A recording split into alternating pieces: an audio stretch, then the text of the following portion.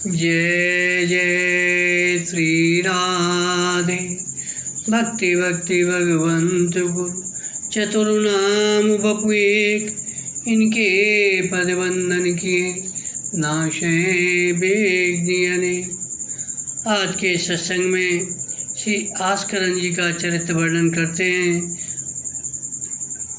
नाभाजी कहते हैं, मोहन मिश्र पद कमल आस्करन जस विस्तर हो, धर्मशील गुणशील महाभागवत राज ऋषि, पृथ्वीराज कुलदीप भीम सुत विदित कील शिष्य, सदाचार्य चतुर विमल बानी रचना पद, सूरधीर उदार विनय भलपन भक्तन यदि, सीतापति राधा सुबर भजन नेमि कूरम धरो, मोहन मिश्रित पद कमल आस्करन जसी विस्तर हो। राजर्षि भक्त श्री आस्करन जी धर्मशील और सद्गुणों की सीमा थे। आप आमेर नरेश श्री पृथ्वीराज के पुत्र, श्री भीम सिंह जी के पुत्र और स्वामी कीलदेव जी के शिष्य थे।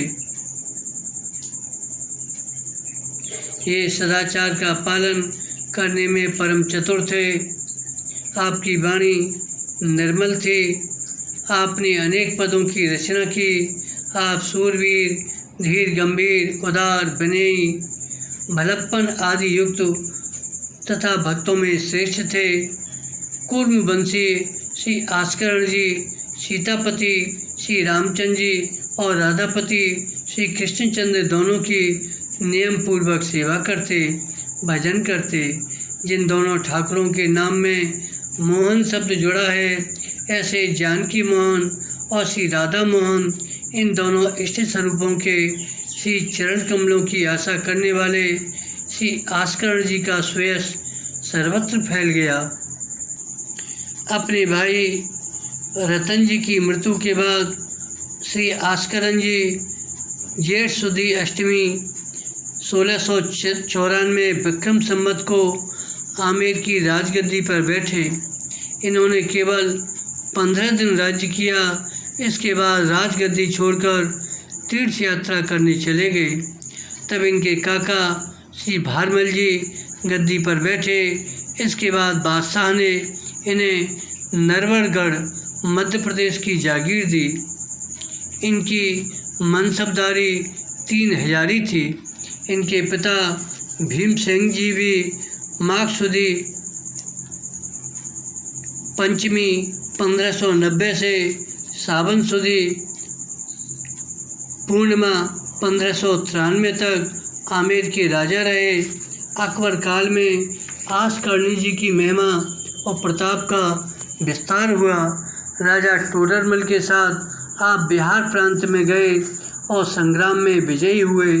फिर दूसरे वर्ष शाहजाद परवेज और मानसिंह के साथ काबुल की लड़ाई में गए और बंगाल विजय में मानसिंह के साथ रहे। श्री आस्करण जी नरवरगढ़ के राजा थे। आप मनमोहन भगवान को मन में धारण करके प्रेम पूर्वक उनकी सेवा पूजा करते थे। 10 घड़ी अर्थात 4 घंटे लगातार आप मंदिर में रहकर सेवा करते।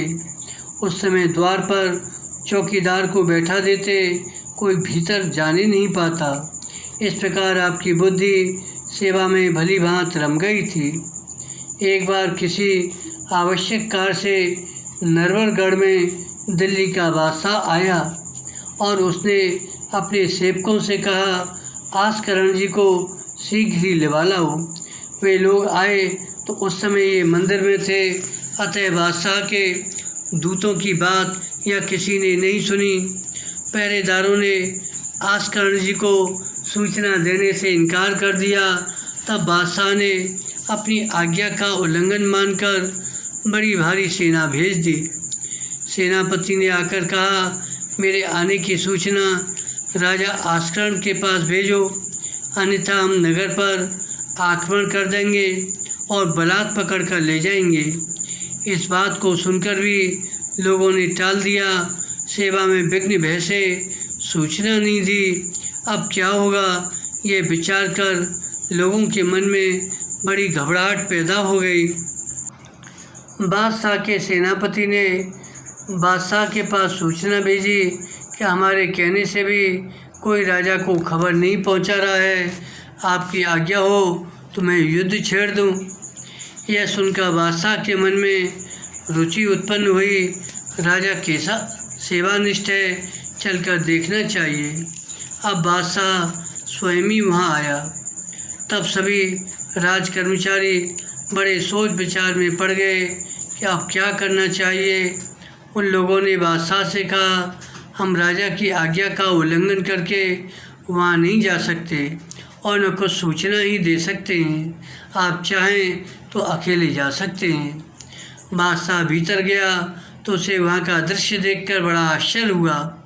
उस समय श्री आस्करण जी भगवत सेवा पूरी करके भूमि पर लेटकर साष्टांग दंडवत प्रणाम कर रहे थे। बादशाह खड़ा देखता रहा। बड़ी देर हो गई, फिर भी नहीं उठे। तब बादशाह ने राजा आस्करण के पैर में तलवार मारी।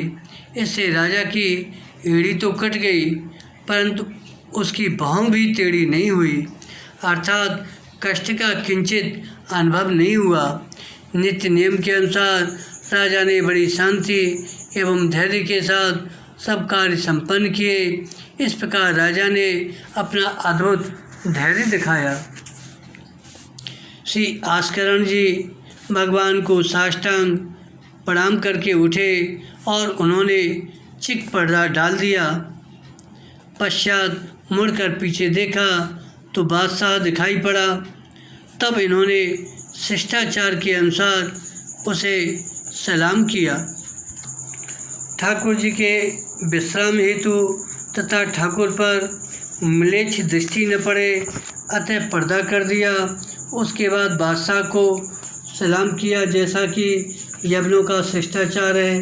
आपने नियमानुसार जय श्री राम या जय श्री कृष्ण नहीं किया।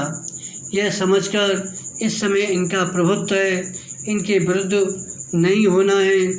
कहते हैं कि एक बार नारद जी पीड़ा बजाते हर गुण गाते विचर रहे थे। तभी सहसा हिरण्याकश्यप से भेंट हो गई। नारद जी ने जय शंकर की कहकर उसका अभिवादन किया। उसने तमक कर पूछा, यह तुम्हारे पास क्या है और तुम अभी क्या गा रहे थे? नारद जी ने कहा, हजूर यह वीणा है, इसे बजाकर आपके गुण गा रहा था। संतुष्ट होकर उसने कहा, तब ठीक है, जाओ विचरो और मेरे गुण गाओ। नारद जी ने देखा इस समय इनकी चलती है, नारायण का नाम लेते ही इसके क्रोध का भाजन बनना पड़ेगा।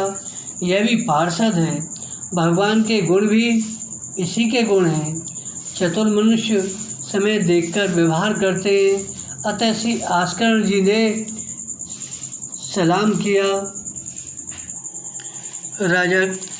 राजा को भगवत सेवा में नियम निष्ठा को देखकर बादशाह अत्यंत प्रसन्न हुआ। प्रेम की सच्चाई यही है, उसमें थोड़ी भी शिथिलता या बनावटीपन न हो। इसके बाद बादशाह ने आस्करण जी से प्रेम नियम के संबंध में कुछ बातचीत की और इनके विचार को सुनकर बहुत खुश हुआ।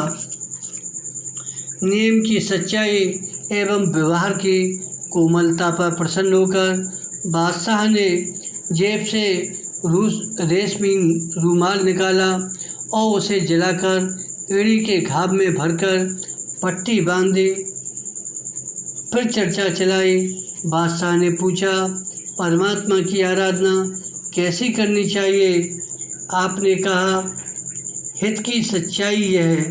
सच्ची आराधना, सच्चा प्रेम वही है जिसमें कच्चापन, बनावटीपन, दम्भ न हो। ऐसी भक्ति करने से सच्चा जीवन और माया पर विजय प्राप्त होती है।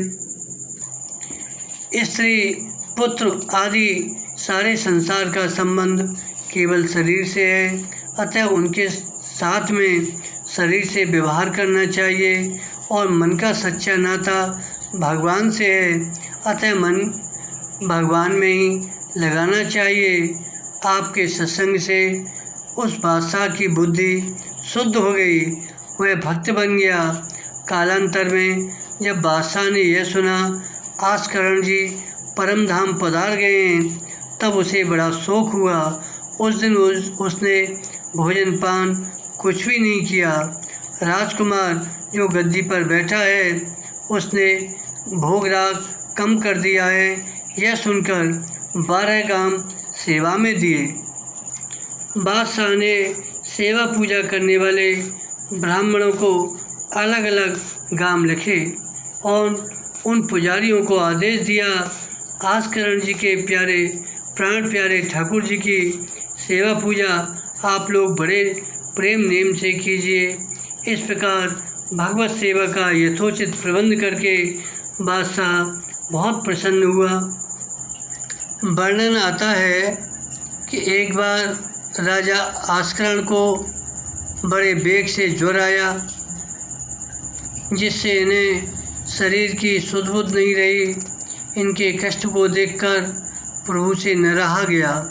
उन्होंने आधी रात में पंडा जी को स्वप्न दिया कि मेरा चरणोदक ले जाकर राजा को पिला देना, इससे उनका सब कष्ट दूर हो जाएगा। प्रातः पंडा ने स्वप्न आदेश बधाकर राजा को चरणोदक पिलाया। सचमुच राजा का ज्वर उतर गया, कष्ट दूर हो गया।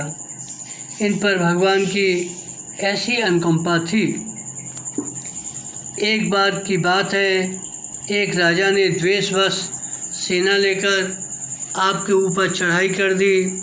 आप व्यर्थ की खून खराबी नहीं चाहते थे, पर ललकार सुनकर आप भी सेना समेत घोड़े पर चढ़कर संग्राम भूमि में आए। इनकी सेना के लोग नाम कीर्तन कर रहे थे। युद्ध आरंभ होने वाला था। इसी बीच आकाश में घनी घटाएं घर आईं। विपक्षी सैन्य दल पर पत्थरों की वर्षा होने लगी। लोग व्याकुल होकर भागने मरने लगे। इनकी सेना पर शीतल फुहार पड़ रही थी। यह देखकर शत्रु पक्ष माफ़ी मांगता हुआ भाग खड़ा हुआ। इनकी सेना विजयश्री लेकर नाम कीर्तन करते हुए वापस हुई। राजा आस्करण जी घोड़े पर चढ़े वापस लौट रहे थे। राजभोग का समय हो गया था। मानसी में ही राजा ने भगवान को राजभोग अर्पण किया। मानसी में कड़ी की हंडी लेकर चले। घोड़े के बिचकने से हाथ से हंडी गिर गई। वस्त्रों पर और पृथ्वी पर कड़ी गिरी देखी गई। इससे भेद खुल गया। सबों ने राजा को महान भक्त जानकर उसकी प्रशंसा की। आस्करण जी ऐसे महान भक्त थे। बोलो आस्करण जी महाराज की जय।